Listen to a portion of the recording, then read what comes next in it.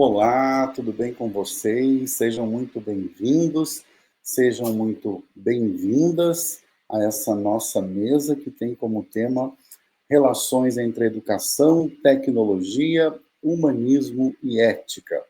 Eu sou o professor Luiz Fernando Lopes, da Unicentro, hoje, e vou ter comigo aqui também a professora Rayane Gasparello e a nossa aluna Aline Faio. Então, eu quero convidar agora as nossas professoras já também, né, e que vão participar com a gente, a professora Rayane. Olá, professora Rayane, tudo bem com você?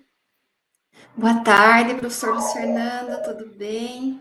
Agradeço o convite, a oportunidade de estar aqui dialogando sobre esse tema tão importante.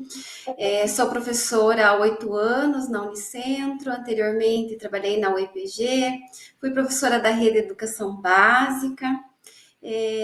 Tenho discutido, né, algumas questões, né, referente ao uso das tecnologias, principalmente nas disciplinas de didática e estágio, né, no curso de pedagogia da formação docente. Então, agradeço a oportunidade de estar aqui, né, com você e daqui um pouquinho com a Aline também. Obrigado, professora Rayane. Muito importante isso que você falou, né? Tudo que a gente estuda, que a gente pesquisa, que a gente ensina, tem um foco, e nós queremos que isso repercuta e repercuta bem na educação básica, na formação dos professores e, claro, na qualidade da educação. Mas, nesse sentido, ensino, pesquisa e extensão são fundamentais. E falando em pesquisa, em iniciação científica, temos aqui a participação também da nossa aluna de filosofia, a Aline. Tudo bem, Aline? Quem é a Aline? Conta pra gente. Oi, professor Luiz, professora Rayane, obrigada pela oportunidade em participar. E eu sou a Aline Faio, sou formada em comunicação social com habilitação em jornalismo, tenho especialização em filosofia contemporânea e sou formanda agora de filosofia bacharelado pela Uninter. Integro o programa de iniciação científica já há 3 anos, então estou aí no PIC participando já há algum tempo com algumas produções no grupo de pesquisa que tem o mesmo nome da nossa mesa redonda de hoje, então é um prazer participar e estar envolvida com a pesquisa na Uninter há tanto tempo. Muito bem, obrigado, Aline. Muito bem, pessoal, as tecnologias estão aí, né? Elas fazem parte do nosso dia a dia, do nosso contexto, daquilo que nós fazemos, que nós vivemos. Por vezes a gente fica pensando nas tecnologias apenas como ferramentas, ou na tecnologia apenas como ferramenta, mas a tecnologia é um existencial humano, ou seja, nós nos relacionamos com a natureza, nós produzimos a nossa existência também a partir daquilo que nós criamos, que nós fazemos, né? Seja materialmente, intelectualmente, agindo sobre a natureza. O que nós temos de diferente é que se antes fazíamos instrumentos com pedras, né? Hoje nós fazemos computadores, ligamos em rede e temos inteligências artificiais ou aplicativos de inteligência artificial que são capazes, né, de nos imitar, de realizar tarefas bastante complexas. Bem, eu trouxe um material aqui, nós trouxemos um material aqui, pessoal, para organizar um pouco a nossa fala e dialogar aqui com a professora Rayane, também com a Aline.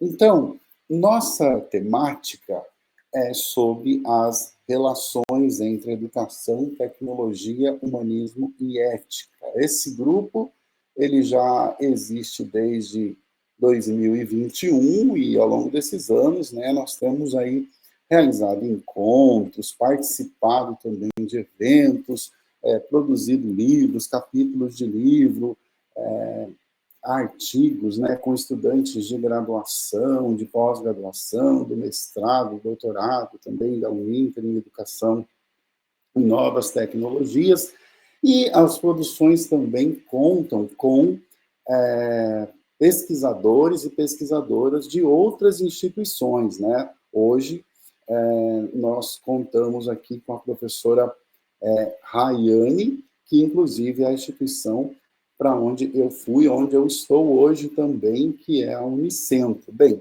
nessa produção aqui, pessoal, né, que foi lançada em 2023, nós colocamos o título Relações entre Educação, Tecnologia, Humanismo e Ética. Então, sintetiza também um pouco do que já foi produzido, do que é este grupo, né? E temos, então, essas palavras-chave aí: educação, tecnologia, humanismo e ética.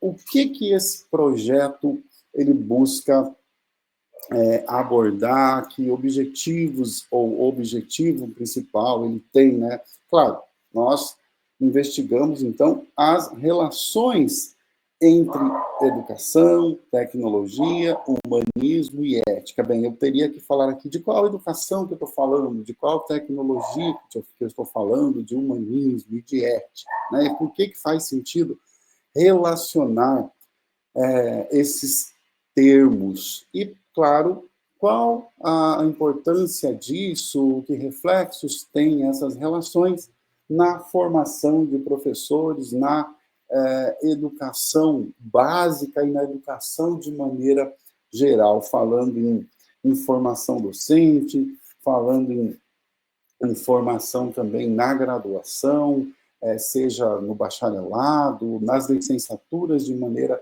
mais específica, entendendo que educação é um processo de humanização. Por aqui nós já começamos a dar conta de duas dessas palavras-chave, né?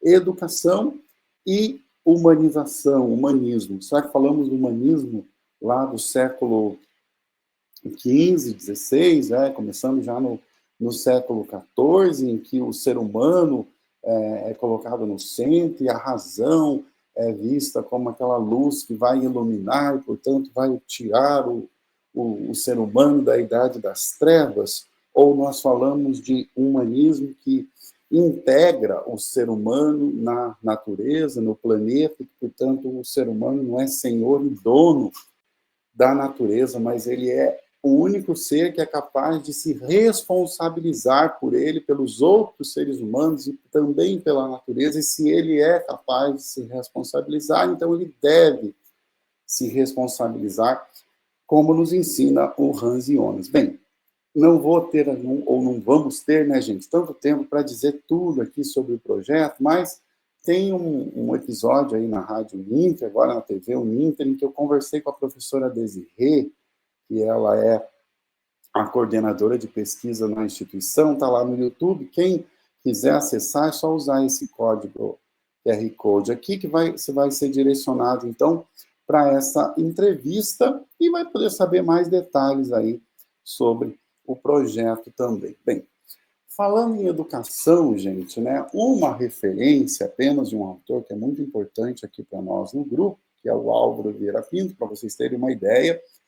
O Paulo Freire chamava ele, né, de meu mestre, ou de mestre brasileiro. Então, tem muita coisa, por exemplo, na pedagogia do oprimido, que o Paulo Freire apresenta, na própria pedagogia da autonomia, que tem uma base neste filósofo que é pouco conhecido, né? Um filósofo brasileiro que também ficou exilado.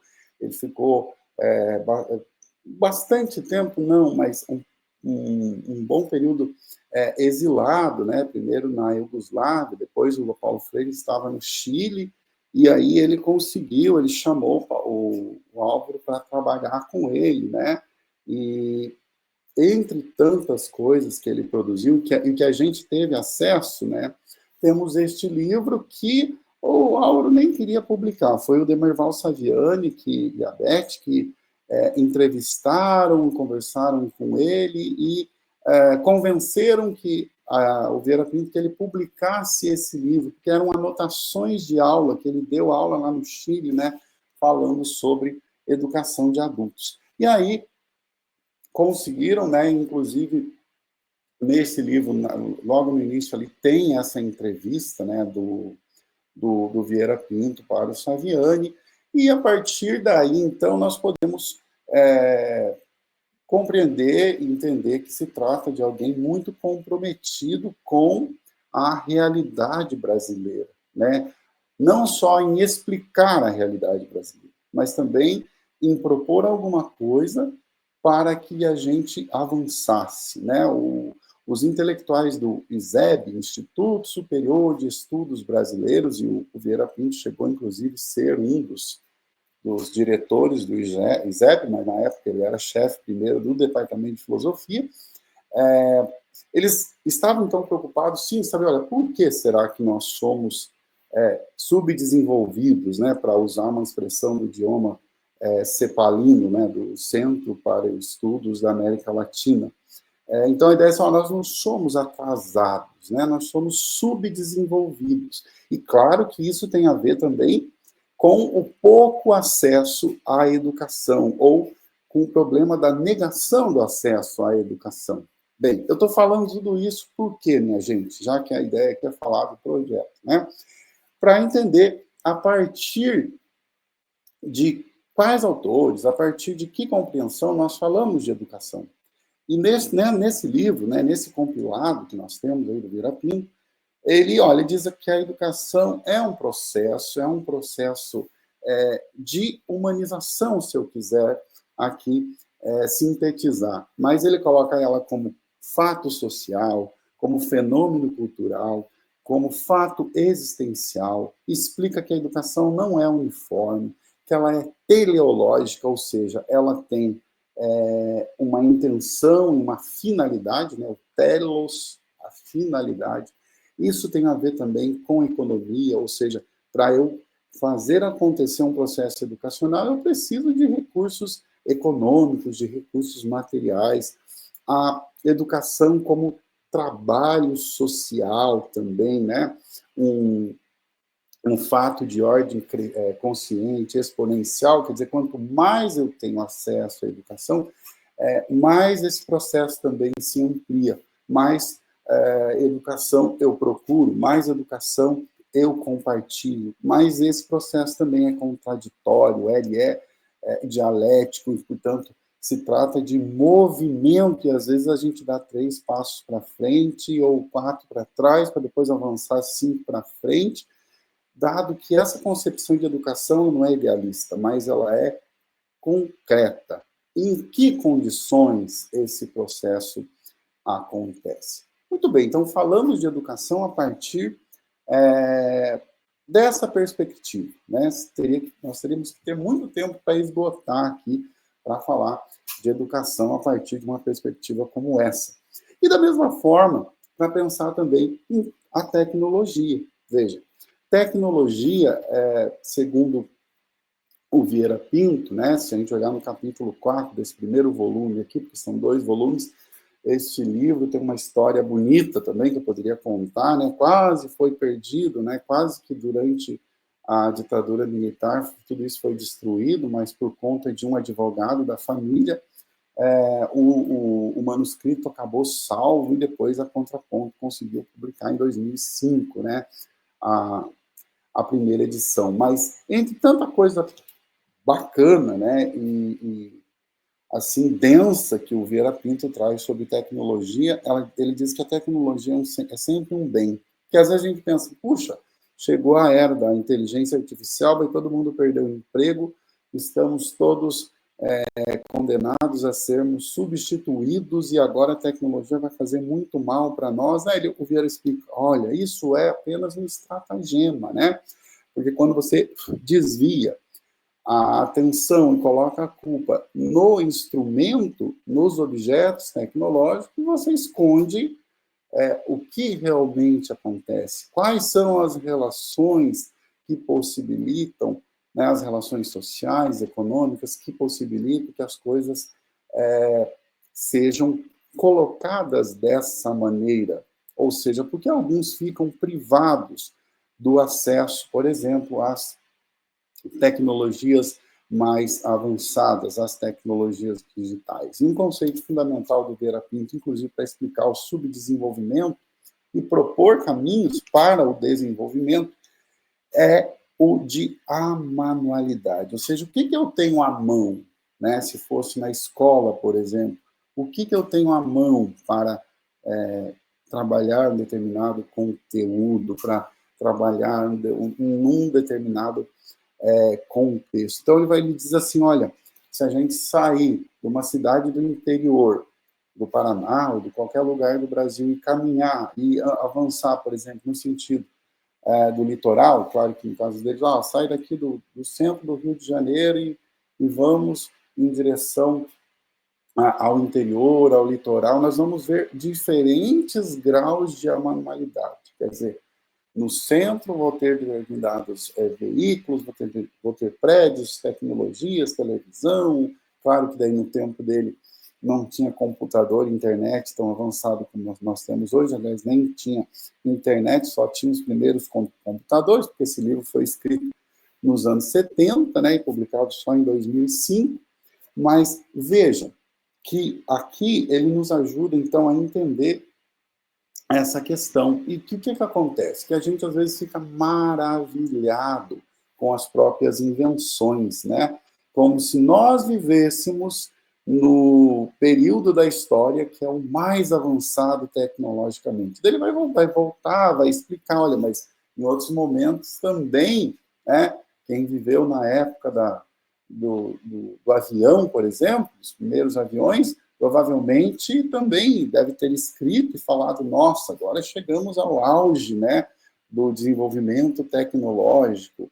Ou quando foi inventada a televisão, alguém disse que não tinha mais nada de novo a ser inventado, etc. E agora nós estamos aí, passamos já pelo computador, a própria internet, estamos agora nas tecnologias ou na inteligência artificial, que alguns dizem que ela pensa, etc. Outros já dizem isso é um absurdo, né? Máquina nenhuma pensa, porque as máquinas são sintáticas e máquinas sintáticas não processam semântica, etc. Né? E eu poderia falar bastante aqui sobre isso, mas eu quero trazer essa ideia, então, do Vieira Pinto, né, da questão do maravilhamento com relação às próprias produções humanas, né, produções tecnológicas humanas. E o erro está onde? Em pensar a tecnologia separada do humano, como se ela existisse separada do humano. Lembram que uma das primeiras frases que eu disse hoje foi que a tecnologia ela é um existencial, mas não é no sentido lá, né, Aline, que a gente estuda na filosofia, no sentido existencialista e idealista apenas, né? Mas é num sentido concreto, né? Porque tecnologia pode e considera, né, carrega consigo tanto a noção de técnica, como um fazer humano, mas de logos, porque logia, de pensamento. Então, o Homo faber não está separado do Homo sapiens, né? O Gramsci escreveu mais ou menos assim no Caderno do Cárcere, né? O Homo faber não está separado do Homo sapiens, mas parece que nós precisamos chegar na época de desenvolver inteligência artificial para conseguir compreender isso. O que significa isso? Que todo trabalho ele é intelectual também, né? Não tem um trabalho que é só manual, mecânico. Claro que com a experiência, quando a gente vai trabalhando e a gente consegue, parece que está fazendo já sem pensar. Mas o pensamento foi necessário. Um bom motorista teve que pensar para fazer. Se a gente for lavar louça, a gente tem que pensar para fazer, senão isso vai ser uma catástrofe. E não é porque uma máquina de lavar louça consegue lavar louça, talvez melhor do que a gente, que ela seja a gente, ou seja, como a gente. E essa é uma das diferenças, né, entre o que nós temos com aquilo que é chamado, talvez impropriamente, de inteligência artificial, que talvez deveria ser a gente, e a inteligência humana com todas as suas contradições. Bem, a noção crítica de ética aqui também vem do Vieira Pinto, né? Mas, enfim, qual que é a ética a partir da qual nós pesquisamos, nós refletimos, de qual noção de ética, né? Como eu fiz com o professor Moser uma vez, quem já deve ter visto aquele livro lá, Ética, Estética, Educação, né? Às vezes nós podemos estar em contexto de valsa das éticas, né? Parece que tem tanta perspectiva, e qual que é a válida? Ou aquela metáfora do Ulrich Beck também, que a ética é um freio de bicicleta num avião transatlântico. Então, hoje, isso é um desafio enorme.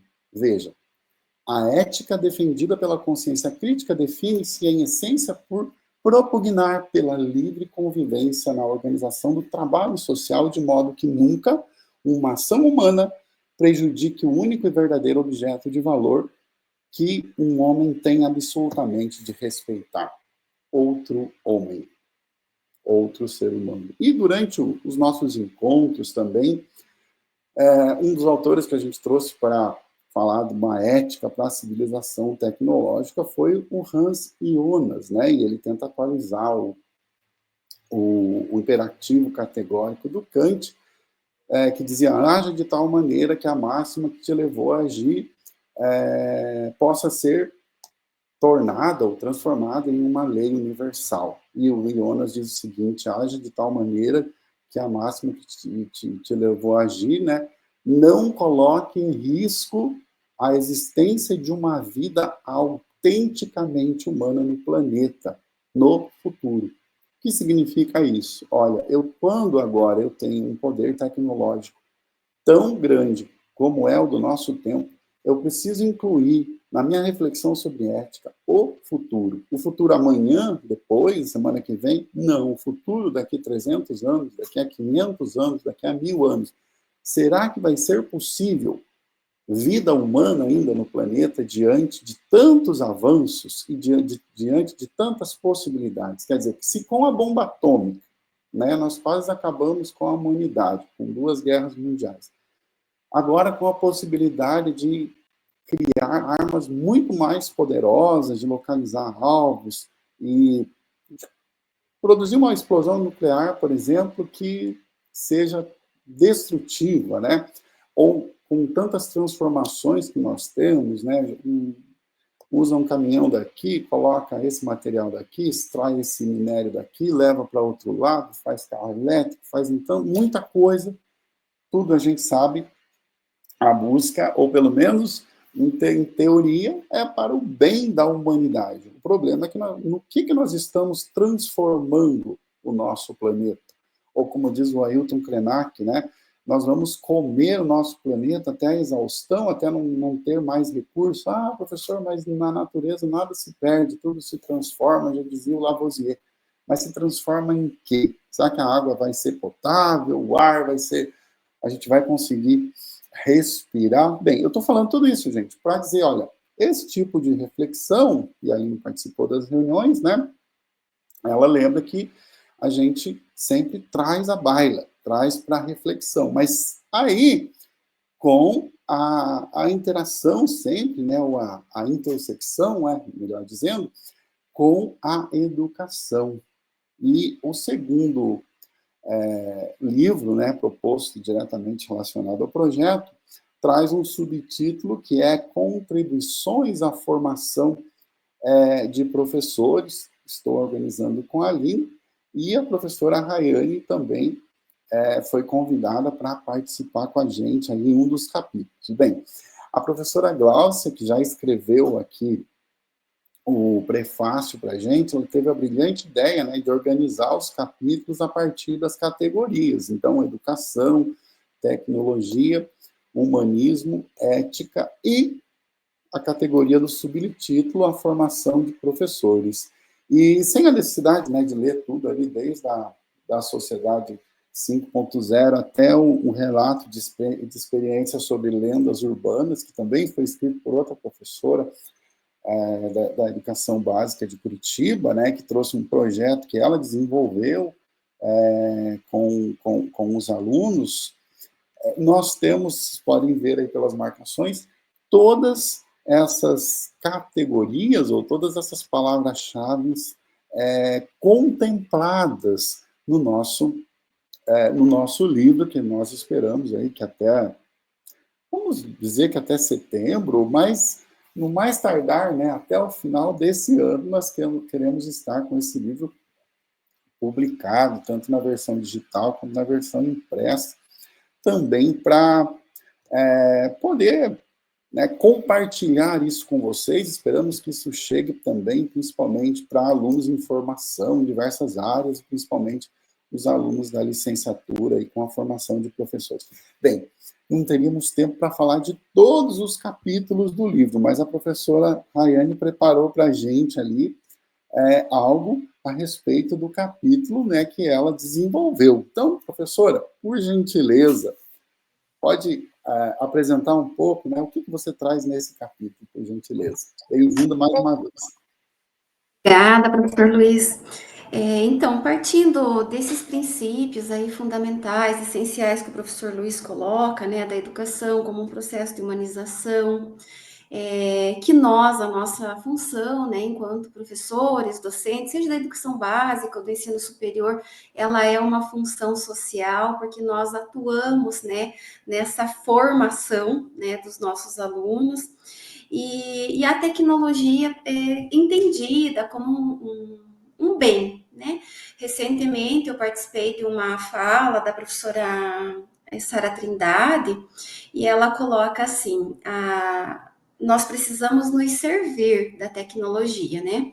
De forma ética, inteligente e racional, porque vem justamente para colaborar com o nosso trabalho, para colaborar com a formação humana, né? E aí isso nos gera, né? Gera algumas reflexões, algumas discussões, né? Por exemplo, com a inserção das tecnologias na educação básica, né? Então, com a inserção, a partir da popularização, né, das tecnologias, quando chegam efetivamente nas escolas, assim, de vento em popa, né, digamos assim, ali por volta dos anos 2000, e mais ainda, né, no período da pandemia, ela exigiu e exige de nós, né, o repensar das práticas pedagógicas, né, justamente porque nós temos como intenção, a nossa intencionalidade enquanto professores, pensar na formação, né, dos nossos alunos, sejam crianças, jovens ou adultos, é uma formação consciente, né, uma perspectiva do desenvolvimento da consciência política crítica, né? Então, saber analisar o excesso das informações, a complexidade do mundo, das inovações, das transformações, né, que vieram junto com as tecnologias, perpassa, né, pelo movimento do trabalho das práticas pedagógicas na escola. E isso nos trouxe, né, nos traz um desafio, né, como agregar as tecnologias nas nossas aulas, né? Como fazer uso dessas tecnologias, não como modismo, né? Mas pela conscientização da importância educativa que esse meio possibilita para pensar, né? Uma educação concreta, um ensino crítico, transformador e com qualidade social. E essa preocupação, eu tenho lido, estudado, né, em algumas pesquisas, né, bem importantes da área, como da professora Magda Pisquetto, lá da Vanikensky, da professora Bruna Hensfield, e elas colocam o seguinte: quando nós pensamos as tecnologias não como modismo ou uso pelo uso de forma superficial na escola, nós temos que ter uma compreensão de que ela deve ser entendida como um artefato sociocultural. O que significa isso? Que com a chegada, né, dos diferentes aparelhos na escola, né, e também as diferentes formas de acesso, entender e romper com a concepção de tecnologia como um artefato técnico, né, que ofusca a dimensão sociocultural e reduz o potencial transformador dela na educação. Então, o uso das tecnologias é algo extremamente importante, válido, é uma defesa que nós temos que ter, que precisa ter lá na escola. Contudo, o tom, o sentido, a intencionalidade de uso delas perpassa por pensar a nossa prática pedagógica. Então, eu trouxe aqui alguns excertos, né, de algumas pesquisas que eu considero bem importantes para nós fazermos essa discussão. Né, o uso das tecnologias, ele precisa ser olhado, né, para além de uma abordagem superficial. Então, assim, quando nós, para além da abordagem superficial, pensar as políticas, a formação docente, a compreensão que a escola está tendo, porque os equipamentos, o acesso está sendo dado pelas políticas, mas como que isso está sendo utilizado efetivamente lá na escola, e quais são alguns princípios que podem nos pensar a usar de forma mais assertiva, né, as tecnologias nesse espaço que é de formação e não de formação, né? Então, é algo bem importante que as pesquisas vêm colocando. A forma com que nós venhamos trabalhando com isso que está lá na escola. Qual é a nossa disposição, a nossa formação, quais são os princípios que regem, estão no pano de fundo das nossas práticas pedagógicas. Então, para pensar um pouco sobre as políticas, eu coloquei aqui as políticas mais importantes, digamos assim, de implementação das políticas, de implementação das tecnologias lá na escola. Dá para passar o slide. Então, nós tivemos, né, nos últimos 10 anos, aí considerando um período mais recente, né,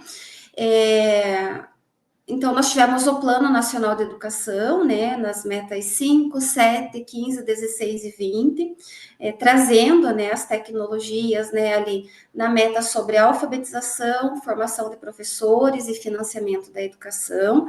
Então, isso foi importante, né, as tecnologias foram retratadas ali como meio para cumprimento das metas, contudo, ainda não se percebeu, né, agora o plano ele está prorrogado, né, até o final desse ano, justamente porque esse ano nós temos a aprovação de um novo PNE. Mas, então, nesse que ainda nós temos, né, não se mostrou próximo, por exemplo, de uma abordagem mais crítica, né, de uso das tecnologias integrada no processo educativo. Então, assim, tá como meio para cumprir as metas, mas não é um uso efetivo, digamos assim, com consistência. Né, depois do Plano Nacional, nós tivemos o Programa de Inovação e Educação Conectada, um programa em 2017, com uma preocupação bem importante, bem forte, em trazer conectividade, infraestrutura, né? Então, chegaram computadores, laptops, celulares nas escolas, a conectividade, veio uma verba, né, para pensar o uso da internet, né, na escola, enfim. Então, uma ênfase em infraestrutura e conectividade. Contudo, só isso, né? Não se pensou, por exemplo, a formação dos professores, dos diretores, dos coordenadores pedagógicos para o uso pedagógico dessas tecnologias, né? Então, uma concepção professora, você não considera importante essas políticas para chegar os equipamentos e as formas de acesso, né?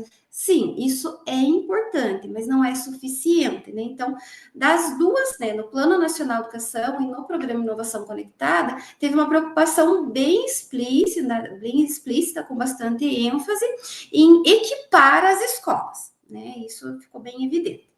E aí, né, nós tivemos, né, em 2018, a aprovação da Base Nacional Comum Curricular.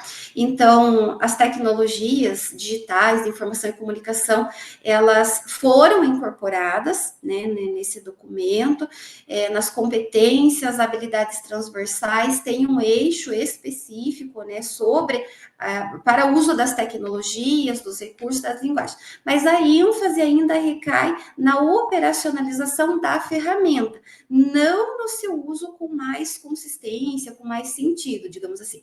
Operar as máquinas, saber onde faz o acesso e operar, né? Veio bem claro essa definição. E mais recente, né, no ano de 2023, nós tivemos a Política Nacional de Educação Digital. Essa política, ela se mostra, pelo menos no plano no plano que organiza, né, digamos assim, para a organização da ação, ela se mostra diferente das outras, né? Então, ela vem com um objetivo mais amplo, familiarizar os alunos com as ferramentas para que possam se inserir nas ferramentas de comunicação e se preparar melhor para o mercado de trabalho. Então, veja, uma política que é para além de produzir, saber usar para produzir para o mercado de trabalho, então, saber usar, produzir e pensar sobre, né, as relações que se estabelecem, principalmente no mercado de trabalho, o uso, né, das ferramentas digitais. Então, assim, é uma política que tem um objetivo mais amplo, contudo, ainda é uma política recente, né, poucos estudos, né, poucas análises, por exemplo, no âmbito lá da escola, que ainda não estão sendo realizadas, né? Então, dessas 4 políticas, as 3, né, primeiras ali se mostram mais frágeis, e a última um pouco mais robusta, né, mais interessante, né, que são as políticas que trazem a implementação efetiva das tecnologias lá na escola. Então, analisando essas políticas, o que nós percebemos? Que ainda há uma carência, né, de defesa e posicionamento consistente sobre as tecnologias enquanto elemento fundamental no contexto educativo. Ela está lá como uma ferramenta, um instrumento que é para ser utilizado, mas não tem se pensado muito a partir das políticas a forma de uso dessas ferramentas que estão lá na escola. Então, não há uma definição, né, no âmbito das políticas, uma definição clara sobre a utilização político-pedagógica das tecnologias, que seria, por exemplo, pensar o uso delas, né, o conhecimento sobre elas, o processo de ensino-aprendizagem, para a participação cidadã na sociedade, né? Então, o uso das tecnologias, ele vem sendo incentivado, e isso eu considero bastante importante, né, a partir das políticas, mas ainda está, assim, no desenvolvimento de competências técnicas, né, a preparação exclusivamente para as demandas do mercado de trabalho, não necessariamente, não efetivamente, pensar sobre essas demandas do mercado de trabalho. Então, as políticas, elas são importantes, elas trazem, né, as tecnologias para a escola, incentivam a sua implementação, determinam a sua implementação, contudo, ainda nós precisamos pensar um pouquinho mais sobre a forma com que isso está sendo, de fato, como isso está sendo utilizado, né, lá nos espaços educativos. Por exemplo, né, na rede estadual de ensino do Paraná, nós temos inúmeras plataformas, né, e que nós dizemos assim, que sim, é importante o uso das plataformas, mas não apenas para metrificar, para metas, né? Então, acessar a plataforma para cumprir uma atividade, porque vai gerar uma nota, né? Então, assim, tem uma meta, né? Tantos acessos, cumprir tantas atividades. Então, o objetivo não é nessa lógica, seria assim, ter os aplicativos, né, as plataformas, mas para um uso mais engajado, né, e mais consistente, né, que de fato o processo de ensino-aprendizagem seria direcionado para uma perspectiva mais crítica, né, digamos assim. Então, trazer as tecnologias estando lá na escola, né, por mais assim frágeis, né, que se mostrem as políticas, nós precisamos pensar então na nossa função social, no nosso papel, né, como mediadores, né, de uso dessas ferramentas, enfim, né. Então, assim, é a nossa função lá na escola. Então, na formação inicial ou na formação continuada, nós temos que ter muito claro, né, que para responder às demandas da cultura digital na educação, nós precisamos focar em reflexões sobre como nós seremos enquanto mediadores, né, auxiliando os acadêmicos, os alunos, né, enfim, a desenvolverem uma análise crítica das informações e conteúdos presentes nas mídias em geral e nas redes sociais em particular, a fim de transformar em conhecimento significativo. Então, hoje nós temos acesso, né, quando nós queremos pesquisar alguma coisa, né, nós colocamos ali na internet, vem muitas informações. Então, como que eu faço o filtro dessas informações, percebendo se elas têm o caráter científico ou não, né? Então, é nesse viés que nós vamos atuar enquanto mediadores, né? Então, é importante enfatizar que no contexto da educação tecnológica e digital é essencial interagir tanto com a quantidade de informações, quanto com outras, né, pessoas em diferentes ambientes, para promover a aprendizagem.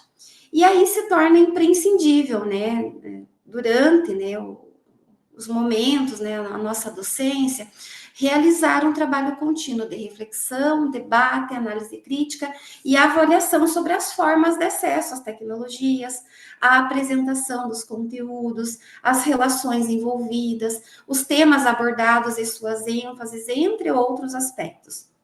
Ontem eu estava lendo uma pesquisa, né, voltado para o uso das tecnologias, né, no primeiro, no segundo ano, né, e aí tinha um excerto lá assim, então é o professor que mostra o caminho para os alunos, por exemplo, onde tem acesso a uma informação com mais cunho científico. Quais são os portais que nós temos, as bibliotecas digitais, museus, onde nós buscamos curiosidades científicas, né? Então, tudo isso é o professor que mostra, né, os caminhos para o aluno, para que o aluno explore, possa tirar suas dúvidas, possa trazer suas dúvidas, conversar na sala de aula com o professor, enfim, e durante suas aulas ele fazer esse movimento de debate, reflexão, análise crítica, justamente para não gerar a compreensão de que tudo que está na internet é válido, por exemplo, né? Então, nós é que temos, né, esse compromisso de fazer essa discussão lá na escola. E para pensar, né, como que nós podemos fazer isso, eu preciso estar sempre pensando sobre a minha prática, né? Então, para pensar a minha prática, uma pergunta desafiadora e que gera essa reflexão é: o que é necessário, importante ensinar, né? Com e das tecnologias digitais, informação e comunicação, para gerar uma aprendizagem que reflita na participação cidadã da sociedade, né? Então, o que é necessário com e das tecnologias, né? Então, é uma dimensão bem ampla aí do nosso trabalho, né, que nós precisamos ter bastante segurança, né?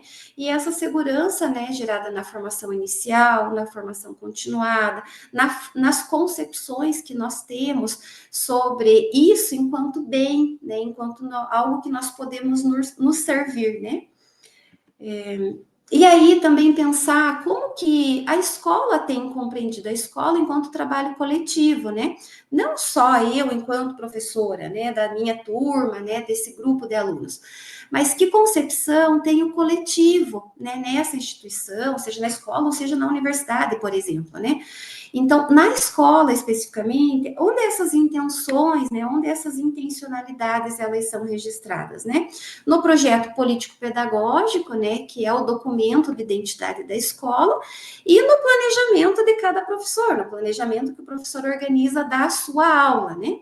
Então, nesses diferentes, né, eixos de planejamento, porém relacionados, precisa pensar quais são os objetivos pedagógicos e o contexto da comunidade escolar para trabalhar com isso que nós temos, isso que o professor Luiz acabou de falar, né? Então, em diferentes espaços, né, alguns com mais acesso, outros com menos acesso, né? Mas todos têm, né? Alguns aparelhos, as formas de acesso. Então, assim, quais são os objetivos pedagógicos dentro desse contexto, dessa comunidade escolar, para o uso das tecnologias? Né? Então, dentro da instituição, nós precisamos, né, ter diretrizes claras, né, para esses distintos níveis de planejamento, definindo a relevância atribuída à incorporação das tecnologias, justamente porque a definição disso vai implicar em como nós vamos pensar no tempo destinado ao desenvolvimento das atividades mediadas pelas tecnologias, né? Porque, por exemplo, com crianças, o tempo ele precisa ser um pouco maior, justamente porque é uma atividade que vai gerar maior participação, dinamismo, motivação, as relações elas se intensificarão, né, entre docentes, discentes, os saberes. Então, é bem importante que o coletivo, né, diferentes espaços, seja na universidade ou na escola, tenha muito claro, né, por onde quer caminhar com o uso das tecnologias. lembrando sempre que para romper com a perspectiva de ferramenta, uso técnico, né? Fiz uma anotação aqui que foi a professora Vanikens que coloca, né? A visão, superação da visão instrumental e tecnicista, que não tem, né, o devido aprofundamento crítico e pedagógico. Então, nós precisamos dar esse aprofundamento justamente para romper com essa outra perspectiva. E se nós não dermos esse tom enquanto profissionais da educação, nós vamos recair, né, em algumas discussões que acabam caracterizando e reduzindo o meio digital a um recurso oneroso, sofisticado, porém ineficaz, né? Então, às vezes, quando eu chego nas escolas supervisional estágio, né, eu pergunto, né, tem um laboratório aí com computador, como as crianças têm acesso, né, às tecnologias, acesso, né, às diferentes redes, né, de comunicação. Eles têm, professora, mas assim, é que ainda nós não temos ainda uma formação bem aprofundada para trabalhar de uma forma mais assertiva. Então, veja, daí acaba que recai nisso, né? Então, tem o recurso, mas ele acaba se mostrando ineficaz. Mas por quê? Porque o uso dele está frágil, né, nesse espaço de formação. Então, caso a estrutura escolar e as metodologias não sejam adequadamente adaptadas para integrar as especificidades do uso das tecnologias, o processo educativo ele vai ficar comprometido, né? Então, isso é evidente. E aí, aqui eu trouxe, então, como professora de didática, de estágio, pensando a formação docente, pensando também que faço algumas inserções nas escolas, né, para trabalhar com os professores, eu tenho discutido, estudado as contribuições da didática multidimensional, crítica emancipatória, para pensar essas práticas de ensino. Então, diante, né, da necessidade, da importância, né, de se trabalhar com as tecnologias lá na escola, então tem alguns princípios que são válidos não só para isso, mas, né, para trabalhar qualquer outro conteúdo, digamos assim, qualquer outro tema, né, na escola ou, enfim, na universidade. Então, quais são esses princípios? O ensino com pesquisa. Por que o ensino com pesquisa? Ele alimenta a curiosidade epistemológica tanto de quem aprende quanto de quem ensina. Então, se eu estou ensinando algo, também tenho algo para aprender. Então, o movimento de pesquisa, ele traz essa dimensão. Então, ele oferece aos professores a possibilidade, em suas mediações, criarem novos modelos de organizar a aula de forma mais dinâmica, criativa, instigante para todos os envolvidos, o que requer pensar o ato pedagógico numa perspectiva dialógica. E aí entram os diálogos críticos, né, que são aqueles que problematizam a realidade e trazem, né, nas discussões essas ações desumanizadoras ou humanizadoras que são praticadas na sociedade. Então, os diálogos críticos, eles nos possibilitam aprofundar as interlocuções entre professores, estudantes, conhecimentos, entre os diversos saberes científicos, saberes da experiência dos sujeitos, alargando, né, digamos assim, e contribuindo para a formação do pensamento crítico sobre os contextos nos quais nós estamos situados, né? E aí, pensando, ensino com pesquisa, diálogos críticos, como deve ser a nossa mediação didática, né? Então, essa mediação didática, ela deve ser envolvente e desafiante, né? Então, ao pensar o trabalho com o meu aluno, que gere interesse em ele saber, em ele conhecer, em ele elaborar uma proposta, por exemplo. Então, didática envolvente e desafiante. Às vezes, uma pergunta, né, problematizadora que nós possamos fazer, tenhamos a intencionalidade de fazer, já gera, né, essa mediação didática envolvente e desafiante, que proporciona essas múltiplas relações com o saber e o aprender, que são essenciais à formação crítica. Então, sem isso, é muito difícil nós pensar numa formação emancipatória, né, por exemplo. E aí eu preciso pensar que, tendo uma mediação didática envolvente e desafiante, né, trazendo a discussão sobre os conhecimentos científicos, os saberes da experiência, eu preciso entender que o conhecimento ele vai se processando em uma rede de saberes, né? Então, a realidade é ser conhecida, interpretada e questionada, ela é profusa, ela é complexa e ela se mantém em constante movimento, né? Então, eu preciso pensar que nos processos de mediação didática é necessário mobilizar os resultados tanto da experiência humana sobre as diferentes formas de conhecimento e na relação com as experiências dos sujeitos e novas que possam ter. Então, eu tenho que ter a dimensão de que, se o conhecimento ele vai se processando em rede, o meu aluno ele vai mudar a partir, né, de mudar, tem uma mudança de atitude, por exemplo, de ação, onde ele vai trazer, né, as suas experiências, mas ele vai mudar essas experiências também, para um sentido mais completo, no sentido da completude, digamos assim, da sua ação. E com isso eu vou entender, né, que a minha prática, ela é uma praxis, né, existe uma praxis e uma praxis na docência. Então, o processo de reflexão sobre isso que eu estou fazendo, ele precisa ser constante, né? Então, como que eu faço, né, esse processo de reflexão? Sempre pensando, qual o fundamento da minha ação? Qual o fundamento da minha prática? O que eu espero com ela, né? Então, eu espero uma formação desse tipo, né? Então, eu preciso pensar que eu preciso me direcionar por alguns caminhos e não com outros, né? Por alguns caminhos com mais intencionalidade, com mais clareza, com um sentido de transformação mesmo desse contexto que ele parece muito naturalizado, mas que ele passa pelo movimento da transformação humana, né? E para a formação humana como um todo. E aí eu trouxe aqui algumas considerações importantes, né? Olhando para as políticas, para a formação docente, né? Para como a escola tem compreendido ou não, né? Sobre o uso das tecnologias e como a didática pode ajudar a pensar essas práticas de ensino.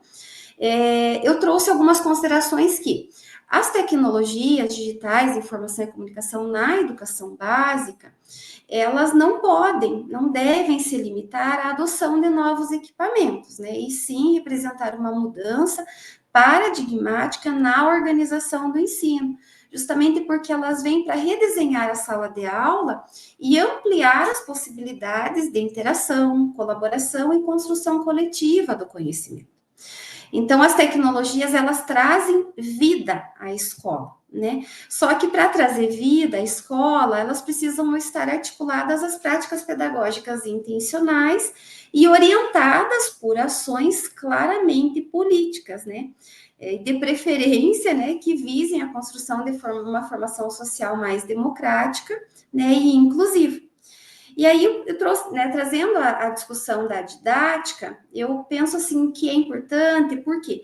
Porque busca superar com essas posturas e abordagens acríticas, né?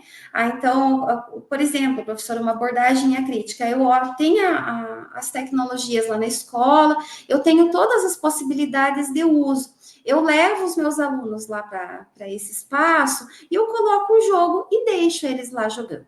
Então, isso não é suficiente. Então, a superação das posturas e abordagens acríticas a partir do trabalho em sala de aula, eu levo, né, lá, ou trago as tecnologias para a sala de aula como continuidade e aprofundamento do que eu trabalhei, né? Então, e é dessa forma que eu vejo que o ensino, ele vai se constituindo como uma atividade científica que participa da construção de uma sociedade democrática, né? Então, as tecnologias, enquanto bem, né, enquanto algo que nós podemos nos servir, elas dependem muito da forma com que nós utilizamos ela nos espaços de formação com o outro, né? E também a nossa própria formação, ela vai se alterando nesse movimento. Então é isso, professor Luiz, Aline. Obrigado, professora Helena. Importantíssimo, né, isso que você colocou, e na escola, na educação de maneira geral, não pensar a educação, né, a tecnologia ou as tecnologias separada ou separadas dos seres humanos. Por isso que nós falamos de relações entre educação e tecnologia, e humanismo e ética, né? Isso de forma integrada, relacionada. Junto com a Aline agora, eu quero fazer, pessoal, uma espécie de accountability aqui, né? Um pouco de prestação de contas mesmo, né? Olha, o grupo se reuniu, escreveu, produziu, algumas coisas estão aí, né? Tem a ver com essa perspectiva inclusiva, textos também que são teóricos, textos que falam de práticas, textos que falam de currículo, mas eles têm essa base, né, teórica que discutimos e também essa preocupação com a realidade da escola, a perspectiva política também, como a professora Rayane abordou. Então, quem quiser conhecer um pouco mais, temos aqui apenas alguns trabalhos, aqui capítulos de livro, inclusive todos disponíveis aí de forma gratuitas, né? E isso só foi possível também por conta da participação dos estudantes. Então, como nós temos aí na Uninter, né, um momento aí, vários momentos durante o ano chamados de Fala Aluno, Aline, conta um pouquinho para a gente também como que é participar desse projeto. Bem-vinda mais uma vez. Obrigada, professor. Então, participar do programa de iniciação científica, especialmente desse projeto, é importante tanto na minha formação quanto no meu desejo de seguir na pesquisa, porque uma vez que eu venho dessa área de comunicação, dessa área da filosofia, pesquisar a educação, para mim, tem um caráter um pouco mais filosófico do que prático, visto que eu não sou da área da licenciatura, não leciono, então eu tenho essa perspectiva um pouquinho mais filosófica e trabalhar isso tanto nas discussões que a gente tem durante o período ali do grupo, essas interações em grupo, bem como participar dos eventos do Enfoque, do Seminário de Comunicação, do E-Digital, o Seminário de Pesquisadores. Então, isso traz uma experiência muito relevante no sentido de aprender a pesquisar mesmo, a estar envolvida nesse âmbito acadêmico, nesse âmbito de pesquisa, e, sobretudo, para aprofundar um pouco mais as discussões teóricas e práticas também da relação educomunicação, que seria a minha perspectiva, que trabalha sobretudo com a base teórica de Adorno. Então, é uma experiência prática, possibilitada pelo programa de iniciação científica e também pelo grupo de pesquisa, de ampliar mais o meu conhecimento a partir desse contato com a pesquisa, com os outros colegas, na produção, na organização, sobretudo desse segundo livro, que me fez ter um contato maior com essa questão da formação de professores, que para mim é uma área um tanto distante, mas que através da pesquisa eu consigo ter uma visão um pouco maior, o que complementa também a minha própria pesquisa. A minha área de pesquisa, especialmente, ela trabalha mais a questão dos desafios éticos, da questão da emancipação relacionada à tecnologia.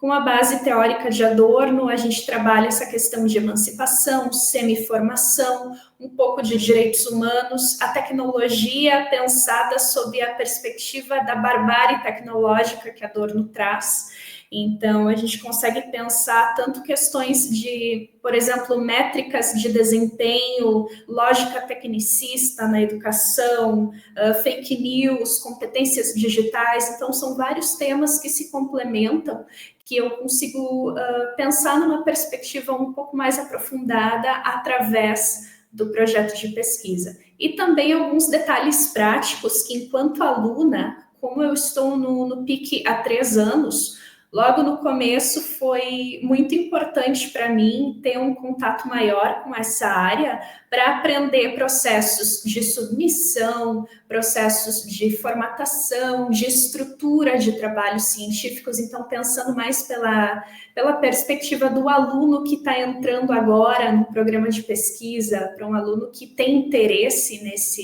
nesse segmento, é importante essa iniciativa da Uninter também para a gente ter uma visão um pouco maior sobre como esse processo é feito, como a gente lida com a pesquisa, essas discussões, inclusive nesses seminários, nesses eventos científicos que colocam essa pesquisa em movimento, ou seja, ela não fica somente ali na produção, ela tem esse movimento, ela tem esse alcance. Então, isso é muito importante, contribui muito, tanto na nossa perspectiva individual, enquanto aluno, enquanto pesquisador, quanto no meio acadêmico e na comunidade em geral.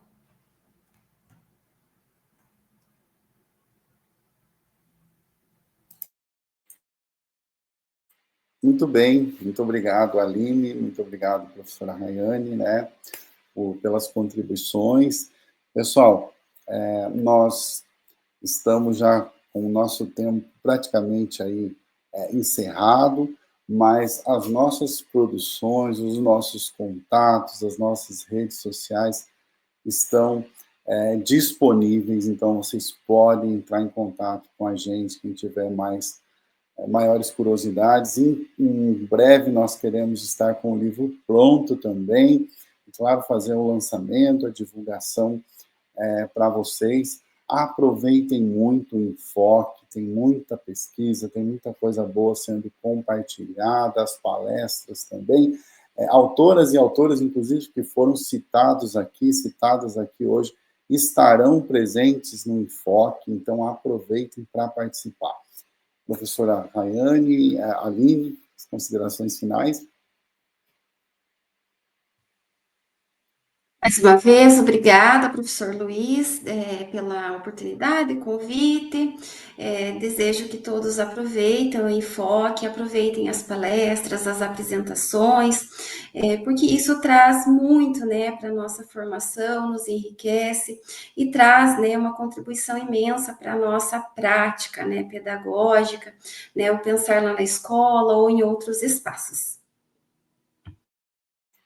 Aline? Gostaria de agradecer também pelo espaço, pela oportunidade e dizer que iniciativas como o Enfoque, como esses eventos, são realmente muito relevantes, sobretudo enquanto aluna, formanda, mas enquanto aluna, para a gente ter uma visão um pouco maior, tanto sobre o que a gente aprende durante o curso, durante essa trajetória acadêmica, quanto na interação com pesquisadores, com professores, com diferentes perspectivas. Então, aproveitem bastante e agradeço de novo pela oportunidade de estar aqui.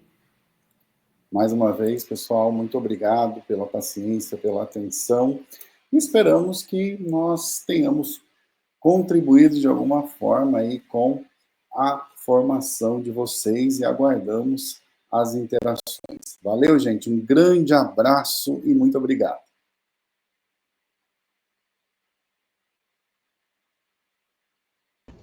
Uhul!